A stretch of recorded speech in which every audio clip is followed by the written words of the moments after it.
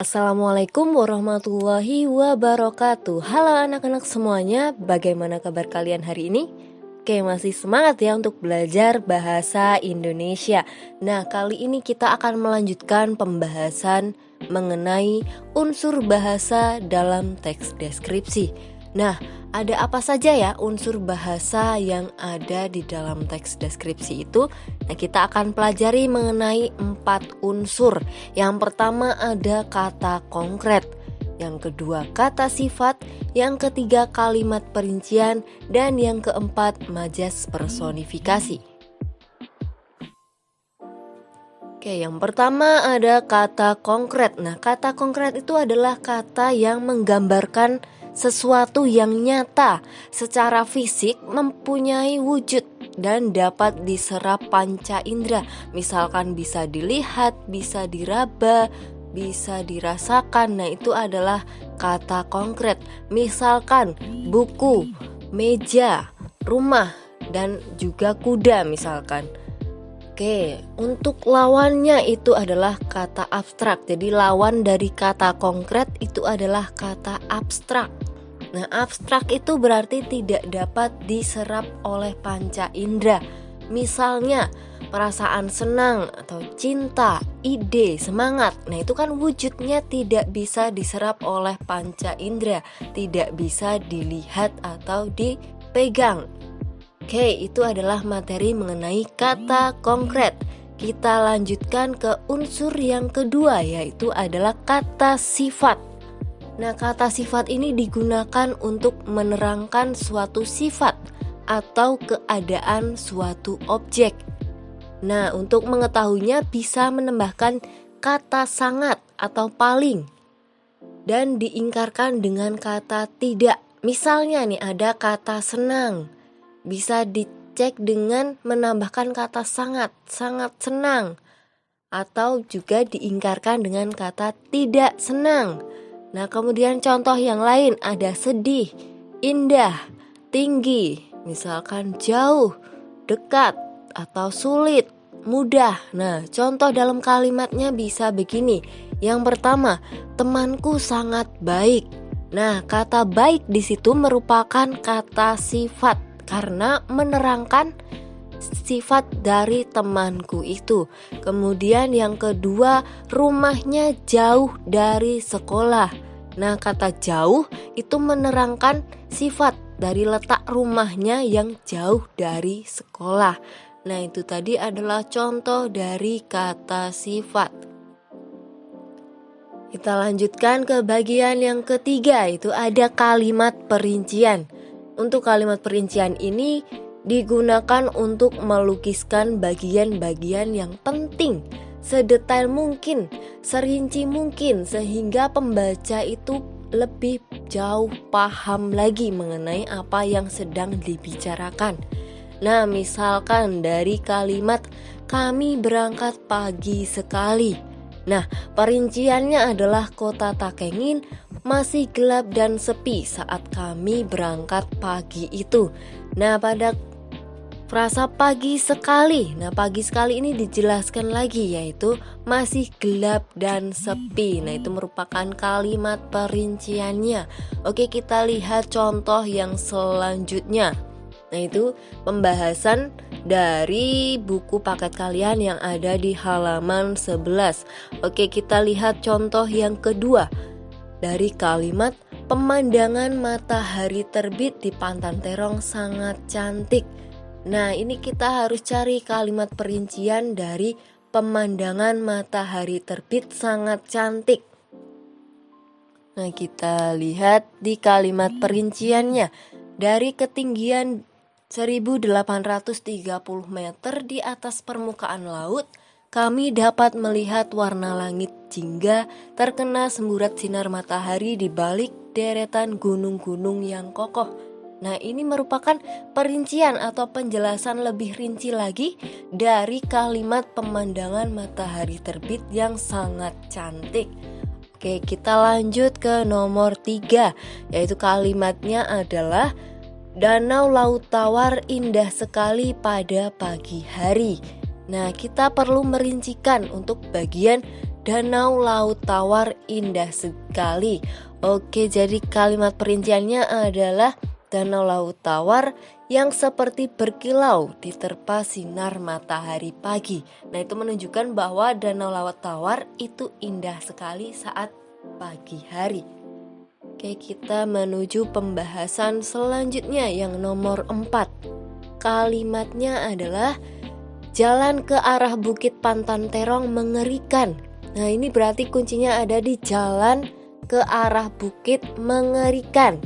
Nah, kita rinci dari kalimat tadi menjadi jalan kecil itu menanjak dan curam dengan tikungan-tikungan yang tajam.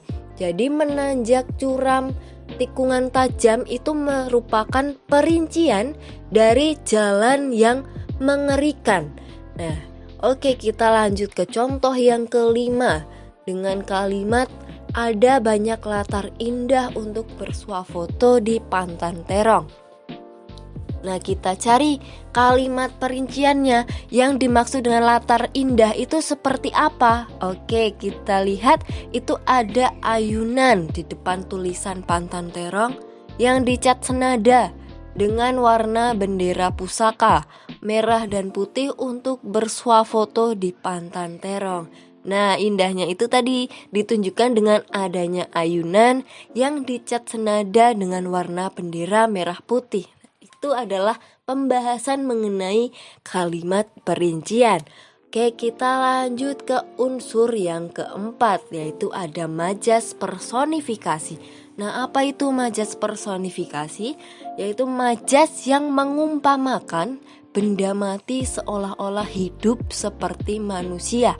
Oke, kita lihat contoh yang pertama. Angin yang bertiup memainkan rambut dan berputar di sekeliling tubuh. Nah, ini yang dimaksud benda matinya yang mana? Yaitu yang angin ya. Angin adalah benda mati. Kemudian memainkan rambut dan berputar. Nah, itu kan seolah-olah hidup seperti manusia. Karena yang bisa memainkan rambut dan berputar itu manusia. Sementara angin kan tidak. Jadi itu termasuk dalam contoh majas personifikasi. Oke, kita lihat contoh yang kedua. Deburan ombak memecah karang. Nah, ada kata deburan ombak memecah. Nah, itu kan memecah adalah tindakan yang bisa dilakukan oleh manusia. Jadi benda yang mati itu adalah deburan ombak, memecah itu adalah tindakan atau yang seolah-olah hidup seperti manusia. Oke, kita lihat contoh yang ketiga. Kami belajar diiringi lilin yang menari-nari dalam kegelapan. Nah, benda matinya di sini adalah lilin. Kemudian yang seolah-olah hidup itu apa?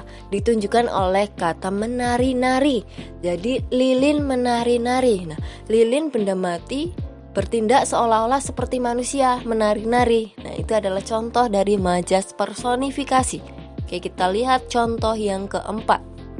Kasurku seperti memanggil-manggilku begitu aku memasuki kamar. Nah, ini benda matinya adalah kasurku. Nah, seolah-olah hidupnya adalah memanggil-manggilku. Jadi kasur itu memanggil-manggil. Nah, itu kan seperti seolah-olah dia hidup seperti manusia. Oke, kita lihat contoh yang terakhir. Contoh kelima. Awan berlari-lari di puncak langit. Nah, awan itu adalah benda mati berlari-lari. Itu seolah-olah seperti manusia kan? Berarti awan berlari-lari. Nah, itu merupakan contoh dari majas personifikasi. Majas personifikasi, person, orang ya. Jadi mengumpamakan benda mati seolah-olah hidup seperti manusia. Oke, ini Ibu beri tambahan mengenai majas hiperbola. Nah, dari tulisannya hiper itu berarti artinya berlebihan. Nah, penjelasan lengkapnya adalah majas yang menggunakan pernyataan berlebihan dan melampaui kenyataan yang ada. Nah, contohnya di sini. Air matanya mengalir deras saat beradu pandang dengan ayah kandung yang telah 10 tahun meninggalkannya. Nah, itu ada di bagian air matanya mengalir deras. Nah, itu kan membuktikan berlebihan. Sebanyak apa memang air matanya yang mengalir gitu. Oke, kita lihat contoh yang kedua. Harga bahan pokok itu mencekik leher. Nah, harganya sampai mencekik leher berarti itu sangat terkejut ya. Kesannya itu seperti terkejut sampai-sampai mencekik leher. Oke, kita lihat ke bagian contoh 3. Nah, terik matahari siang ini membakar kulitku.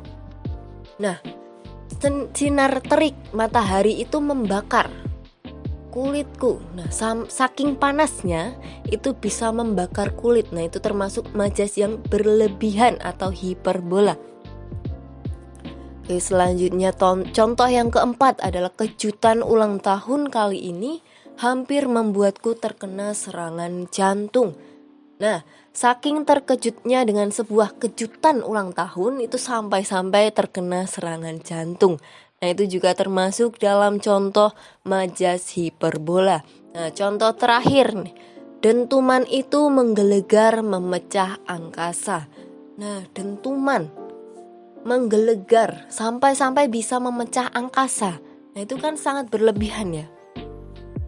Sampai bisa memecah angkasa itu adalah contoh pernyataan yang berlebihan dan melampaui kenyataan yang ada. Nah, itu tadi mengenai unsur bahasa dalam teks deskripsi. Ada kata konkret, kata sifat, kalimat perincian, dan majas personifikasi. Nah, oke, demikian pembelajaran kita kali ini. Sampai jumpa lagi di video selanjutnya. Ibu akhiri, wassalamualaikum warahmatullahi wabarakatuh.